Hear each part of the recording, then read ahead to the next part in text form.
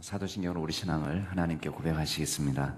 나는 전능하신 아버지 하나님, 천지의 창조주를 믿습니다.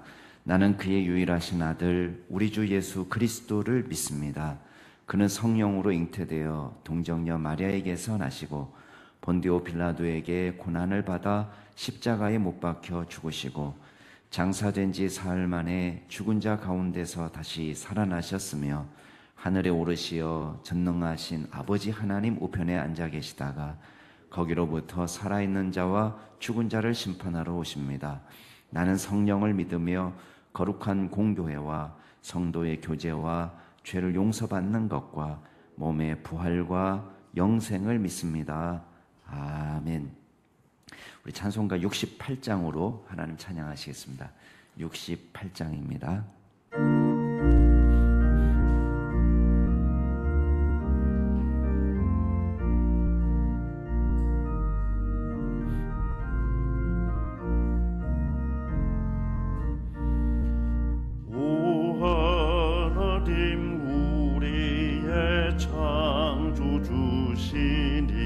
내 주님께 귀한 것들입니다.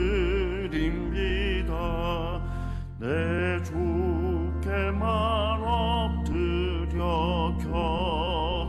경배드리며 내 주의 이름 높이 찬양하네. 오 하나님 우리의 주제시여 큰 풍랑일 때도 도우셨네. 죽음에서 우리를 구하셨으니 내 주의 이름 높이 찬양하네. 주 하나님 함께 높이며 내 주제께 영광을 돌리오리. 그 능력이 우리를 지켜주시리. 주 하나님을 높이 찬양하네.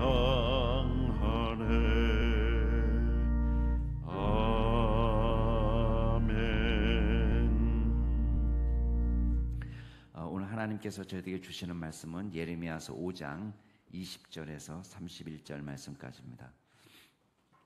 예레미야서 5장 20절에서 31절 말씀까지.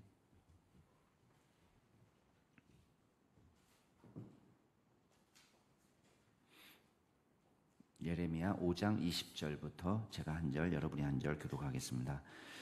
너는 이를 야곱 집에 선포하며 유다에 공포하여 이르기를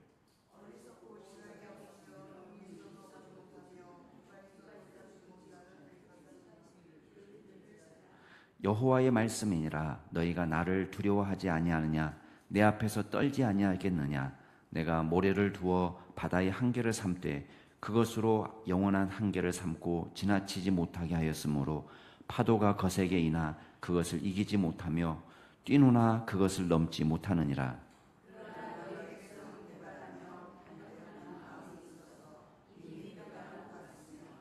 또 너희 마음으로 우리에게 이른 비와 늦은 비를 때를 따라 주시며 우리를 위하여 추수 기한을 정하시는 우리 하나님 여호와를 경외하자 말하지도 아니하니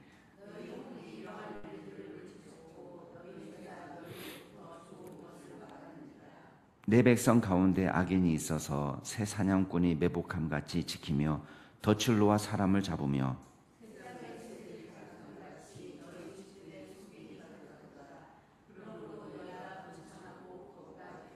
살지고 윤택하며 또 행위가 심히 악하여 자기 이익을 얻으려고 송사 곧 고아의 송사를 공정하게 하지 아니하며 빈민의 재판을 공정하게 판결하지 아니하니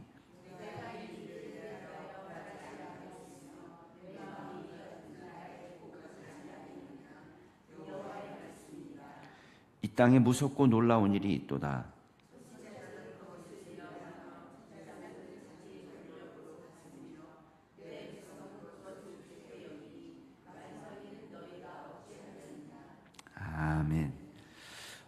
어제 말씀은 이제 10절부터 19절까지 말씀인데 우리 말씀도 잠깐 한 번만 보겠습니다.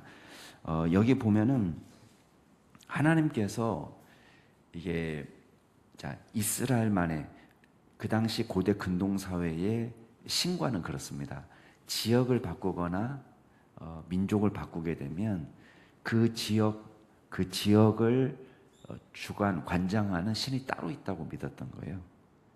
그러니까 만약에 아수르 가면 아수르의 신을 심고 이스라엘 오면 이스라엘의 신을 심고 신을 섬기고 이거를 이제 이 사람들이 상식적으로 그렇게 이해를 하고 있지만 하나님께서는 단순히 이스라엘 또 팔레스타인에 갇혀 계신 하나님이 아니라는 걸 보여줍니다.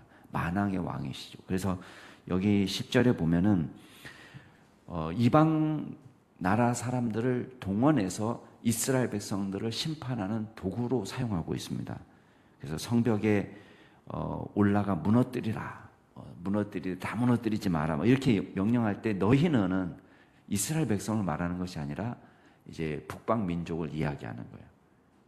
그래서 하나님께서는 온 나라의 주인이 되시고 온 백성의 주인이 되시고 어느 나라 사람이든 상관없이 그러면서 이스라엘 백성은 더 이상 여호와의 것이 아님이니라 이런 말씀합니다. 10절에 여호와의 것이 아니다. 왜냐? 11절에 보면 내게 심히 반역했다 이런 말을 합니다. 그래서 이스라엘 백성들의 죄악을 고발하는 장면이 나오죠. 한마디로 말하면 이 사람들의 죄악은 하나님을 인정하지도 않고 하나님을 경외하지도 않는 여기 12절부터 보면은 인정도 안 하고 하나님께서 자기네들끼리 말하는 거예요. 하나님은 계시지 않으니까 재앙이 우리에게 오지 않는다. 이렇게 겁없이 말을 내뱉고 있습니다. 우리가 칼과 기근을 보지 않는다. 이렇게 말하는 거예요. 자, 조금 논란이 되는 구절이 사실은 13절입니다. 여기 13절을 보면은 선지자들은 바람이라 말씀이 그들의 속에 있지 아니한즉 그같이 그들이 당하리라. 자, 선지자들은 바람이다, 허풍이다, 뻥이다. 그러니까 그들이 속에 있지 않다라는 말을 이제 누가 했느냐에 따라서 의미가 달라집니다. 만약에 하나님께서 하셨다면 예레미야가 이 말을 하는 거라면 여기 선지자들은 거짓 선지자들을 말할 거예요. 그죠? 거짓 선지자들이 말한 것은 거짓이었다, 뻥이었다. 이렇게 이해를 할 수 있고 백성들이 지금 이 말을 하고 있다면 자, 일반 백성들이 돌아다니면서 야, 그 선지자들 말은 바람이야, 뻥이야 이렇게 말한다면 이거는 참 선지자의 말을 진지하게 받아들이지 않는 이스라엘 백성을 말하는 것입니다. 그래서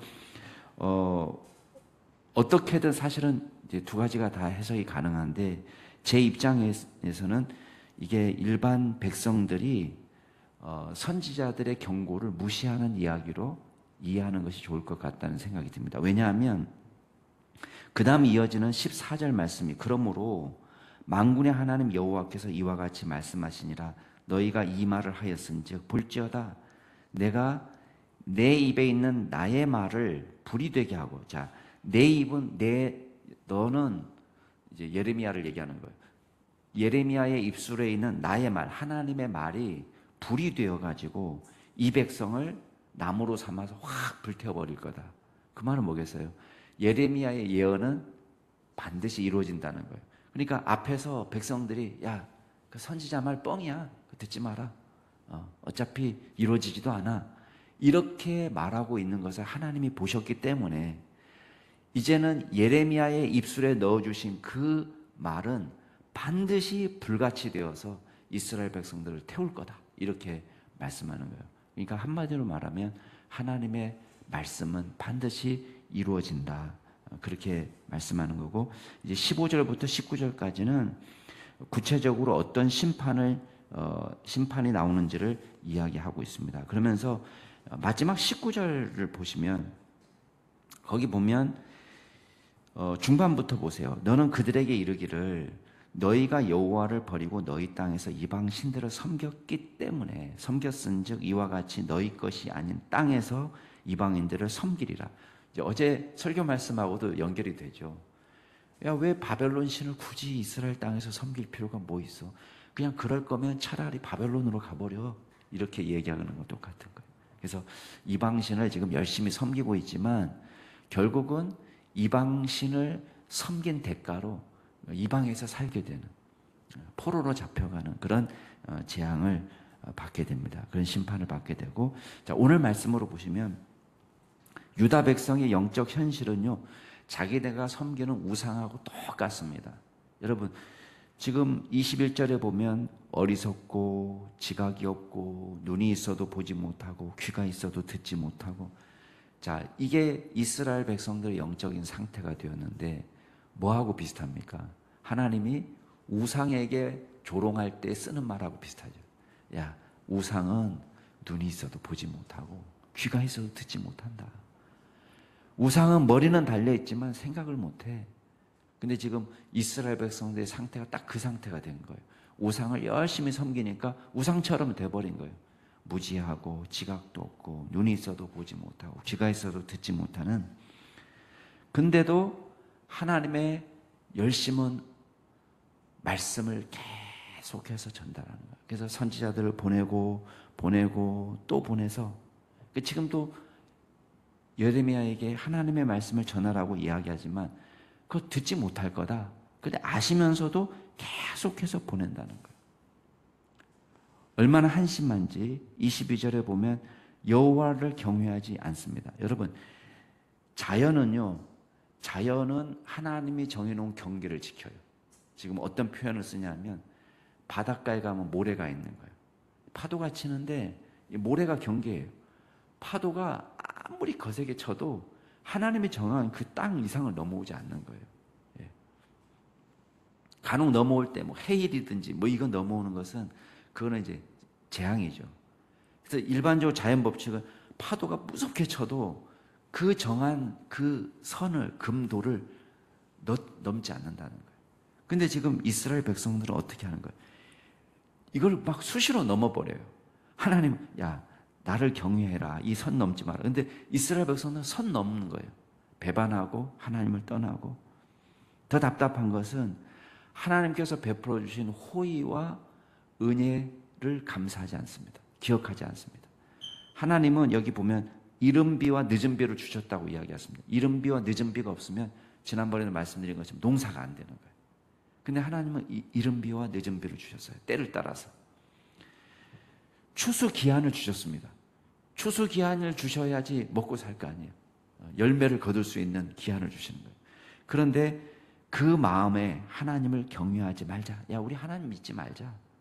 하나님께 감사하지도 않고 그 복을 걷어차는 모습을 보여줍니다. 26절부터 보면은 이스라엘 백성들의 구체적인 죄악의 모습이 나오는데요. 새 사냥꾼의 비유가 돼요. 새 사냥꾼. 새 사냥꾼은 어떻게 합니까? 살을 사냥해가지고 새장에 가득 넣어놔요. 무엇을 위해서 넣어놓죠? 잡아먹으려고, 팔려고. 그러니까 새 덫을 놓고 새를 잡아들이는데 이거를 이스라엘 백성들의 삶에다가 비유를 합니다.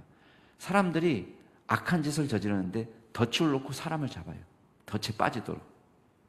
그런데 무엇을 위해서냐? 자기 탐욕을 위해서. 여기 보면 번창하고 거부가 되고 살찌고 윤택하고 자기 이익을 얻으려고. 그러니까 목적은 간단합니다. 내 밥그릇에 조금이라도 더 오게 하기 위해서. 그리고는 여기 보면 고아의 송사를 공정하지 않게, 빈민의 재판을 공정하게 판결하지 않는다. 왜 고아와 빈민의 재판이 공정하지 않을까요? 돈을 안 갖다 주니까, 뇌물이 없으니까 이렇게 되는 거예요. 그래서 죄가 없어도 죄를 뒤집어 쓰고 억울한 일을 당하는 일이 생기는 것입니다. 하나님께서 말씀하십니다. 내가 이 일들에 벌하지 않겠냐? 이 나라에 보복하지 않겠냐? 그러면서 이 땅에 무섭고 놀라운 일이 있다. 여러분, 어떤 일이 무섭고 놀라운 일이에요? 여기 31절에 보니까 선지자들이 거짓 예언을 좋아하고요. 거짓말로 예언합니다. 제사장들이 자기 권력으로 다스리며, 요 구절은요, 조금 해석이 필요한데, 다스린다라는 이 단어는 본문 비평을 하는 분들은 이게 베껴 쓰는 과정 속에서 글자가 비슷해가지고 달렛 하나가 더 들어갔다라고, 알파벳 하나가 더 들어간 것으로 이제 생각을 해요. 그래서 그걸 빼게 되면 다스린다는 말보다는 가르친다는 말이에요. 그러니까 제사장들은 제멋대로 가르친다. 제사장이 하는 일이, 중요한 일이 그거거든요. 권력자는 아니니까 보통 레위인들이 하나님의 말씀을 가르치고 제사장도 하나님의 말씀을 가르치는 사역을 하는데, 여기서 자기 제멋대로 가르치고 하나님의 말씀을, 내 백성은 그것을 좋게 여기니, 자, 짝짝꿍이 딱 맞는 거예요. 선지자는 거짓말하는데 더 좋아하고, 제사장들은 지멋대로 가르치는데 오히려 백성들은 누구 말을 더 듣느냐? 거기에 사람들이 우르르 가 있는 거예요. 백성들도 똑같이 짝짝꿍이 맞아가지고 이거 왜 무섭고 놀라운 일이라고 했을까요? 예레미야는 이건 무섭고 놀라운 일이에요. 왜? 그 결과가 뻔하니까. 심판의 길이니까. 자, 오늘 말씀을 통해서 우리가 몇 가지만 정리해 보겠습니다. 여러분, 하나님께서는 저희들에게 이 자연 만물을 통해서 당신의 뜻을 계시하고 있습니다. 여러분, 자연 만물을 통해서 우리가 배울 수 있는 건 뭡니까? 하나님께서 만들어주신 자연 법칙에 따라서 온 자연 만물이 순종하고 살아갑니다. 선 넘는 법이 없습니다. 그렇죠? 만약에 참새가 고기를 뜯어먹고 있다, 그러면 뭔가 이게 잘못돼가는 세상이에요. 사슴이 고기를 먹고 있다, 그러면 뭔가 잘못돼가는 세상이에요. 그러니까 이 자연 만물도 하나님이 정한 원칙에 따라서 움직입니다. 하나님이 주신 그 본성대로 살아갑니다. 하나님이 저와 여러분에게 주신 본성은 무엇입니까? 참 하나님을 만나서 행복함과 기쁨을 누리게 하셨어요. 그래서 사람들은 참 하나님을 만나기 전까지는 그 인생에 계속해서 방황입니다. 방황. 그러니까 참 하나님을 만나지 못하면요, 우상 쪼가리라도 섬기고 싶은 것이 인간의 본성이에요. 그게 참신이 아니죠. 말도 못하고 듣지도 못하고 우리의 비참함과 어려운 상황을 깨닫지도 못하는, 보지도 못하는 그런 우상을 섬기는데 시간을 낭비하는 거예요. 근데 주님이 우리에게 하나님을 섬기는 마음을 주셨습니다. 여호와를 경외하며 살도록 주셨어요. 그 마음을 주셨어요. 그 마음대로 선 넘지 않고 하나님을 떠나지 않고 주님을 찬양하고 예배하는 믿음의 종으로 살 수 있기를 바랍니다. 두 번째 기억할 게 있습니다. 여러분, 평화로운 일상은 하나님이 우리에게 주신 은혜라는 것을 기억하시기 바라요. 이스라엘 백성들의 실수는 뭡니까? 추수교환도 주시고 이른 비와 늦은 비를 주셨는데 그것을 감사하지 않는 거예요. 네. 여러분, 저와 여러분에게 평화로운 일상이 지속되고 있다면 이건 하나님의 크신 은혜라는 걸 기억해야 돼요. 네. 하나님의 은혜 없이는 불가능한 것입니다. 하나님께 늘 감사하는 깨어있는 믿음의 종들이 될 수 있기를 바랍니다. 마지막으로 기억할 게 있습니다. 여러분, 우리가 속한 곳, 내가 맡은 바 사명 속에서 우리가 하나님을 섬기는 일이 굉장히 중요합니다. 제 기능을 발휘하는 사람. 근데 나라가 어려워지면 제 기능이 정상적으로 작동하지 않는 거예요. 제가 면허를 따가지고 왜 면허 따면 그거 훈련을 받잖아요. 옛날에 이게 몇 시간 가서 이렇게 앉아가지고 교육을 받잖아요. 의무 교육을. 근데 다른 건 다 잊어버리는데 제가 하나 딱 기억하는 게 있습니다. 뭐를 얘기하냐면, 사고는 언제 일어나느냐? 사고는 언제 일어나냐면 동시에 모두가 신호를 어기면 사고가 난다는 거예요. 그러니까 지금 빨간불인데 이렇게 보면서 건너가도 되겠지? 이렇게 하는 사람이 생길 거 아니에요. 그죠? 그 사람과 또 나도 괜찮겠지 한 사람이 만나면 사고가 반드시 난다는 거예요. 근데 한 사람이라도 조심하면은 사고를 줄일 수 있다, 이렇게 얘기하더라고요. 한 사람이라도 제대로 지키면 근데 두 사람이 다 나도 괜찮겠지, 나도 괜찮겠지 해서 동시에 어길 때에 사고가 난다는 거예요. 근데 한 사람은 쌩 하고 사고를 이제 그냥 무시하고 그냥 가. 근데 난 조심해야지 하는 사람이 한 사람이 있으면 그 사람은 사고를 유발해도 사고를 막을 수 있다. 그러면서 그분이 또 강조하기를 여러 번만이라도 제대로 법규를 지키는 사람이 되라. 이렇게 얘기했던 게 기억이 나요. 근데 실제 운전하다 보면 그런 상황을 진짜 많이 만나더라고요. 방어 운전을 하는 사람이 있으니까 안전하게 이제 휙 끼어드는 사람도 생기는 거죠. 저와 여러분이 자기의 맡은 일 속에서 제 기능을 발휘할 수 있다면 이 세상은 막을 수가 있어요. 망가지는 것은. 쉽게 말하면 선지자가 제 기능을 하든지 제사장이 제 기능을 하든지 백성들이 제 기능을 하든지 이단과 사이비가 나올 수 있습니다. 그러나 쫓아가지 않으면 되는 거예요. 그걸 막을 수는 없어요. 거짓 선지자, 거짓 목회자 나올 수 있습니다. 그런 데는 분별할 수 있는 사람이 필요해요. 그러니까 우리도 다 책임이 있는 거예요. 분별의 책임이 있는 것입니다. 제 기능을 발휘하는 사람. 저와 여러분이 저는 목사로서의 제 기능을 발휘하고 여러분은 직분자로서의 제 기능을 발휘하고 성도로서 제 기능을 발휘해서 우리가 속한 곳에서 하나님의 나라를 앞당길 수 있는, 하나님의 나라를 오게 할 수 있는 그런 믿음의 사람으로 설 수 있기를 주의 이름으로 축복합니다. 같이 한번 기도하겠습니다. 이 시간 기도하실 때에 하나님께서 저와 여러분에게 베풀어 주신 은혜가 큽니다. 근데 어느 순간 이 민족이, 우리 백성이 감사함을 잊어버리는 사람들이 됐습니다. 하나님께서 주신 은혜를 감사하고 찬양하고 기뻐하는 그런 기도를 드리시고, 두 번째 기도하실 때는 한 주간 저와 여러분이 세상에서 살아갈 때에 주께서 주시는 은혜와 힘으로 믿음으로 살아갈 수 있도록 능력 주시도록 위해서 기도하시고, 우리 마지막으로 우리 중고등부 수련회를 위해서 기도하실 때에 우리 10대 청소년들을 사람들은 미전도 종족이다 이렇게 말할 정도로, 타문화권 사역이다, 선교지다 이렇게 말할 정도로 어렵게 생각합니다. 그러나 하나님께서 이 아이들의 마음을 사로잡아 주시고 주님을 찬양하고 예배하고 믿고 따라가는 일꾼이 되도록 위해서 중고등부 수련회를 준비하는 목사님과 또 여러 선생님들을 위해서 함께 기도하시겠습니다. 우리 자신에게 베풀어 주신 하나님의 은혜를 감사하면서 한 주간을 주님께 맡겨드리면서 중고등부 수련회를 위해서 같이 기도하시겠습니다. 존귀하신 하나님 아버지, 감사드립니다. 주님께서 주신 은혜가 참으로 큽니다. 주님께서 날마다 살아갈 수 있도록 건강 주시고 호흡 주시고 또 쓸 것을 공급하여 주시고 필요한 사람을 만날 수 있도록 도와주신 은혜 감사드립니다.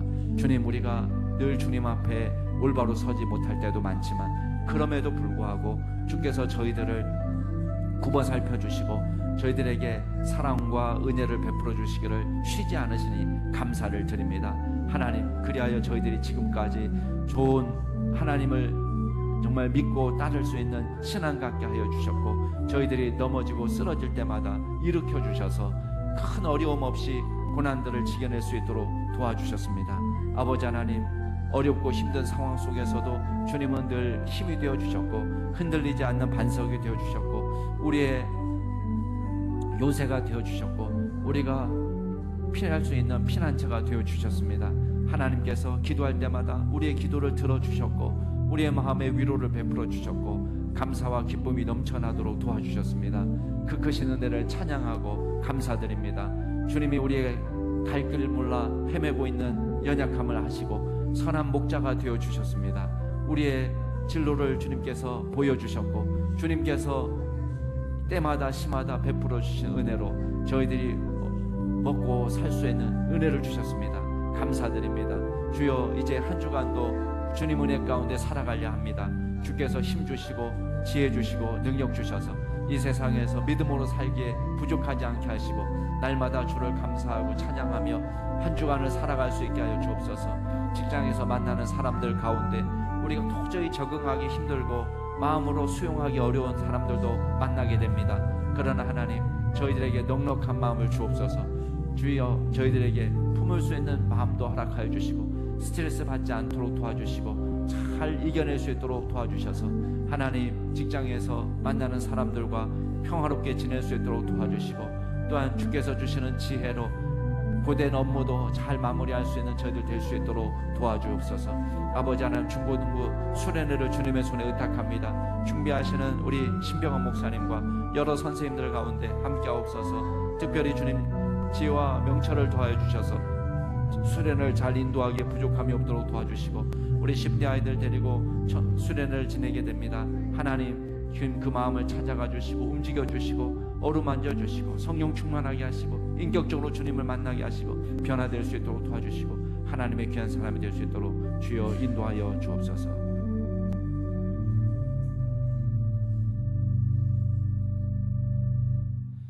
존귀하신 하나님 아버지, 온 우주 만물을 바라보며 주님께서 만드시고 주님께서 넣어주신 규칙대로 온 우주 만물이 순종하는 것을 보며 우리가 큰 깨달음을 얻습니다.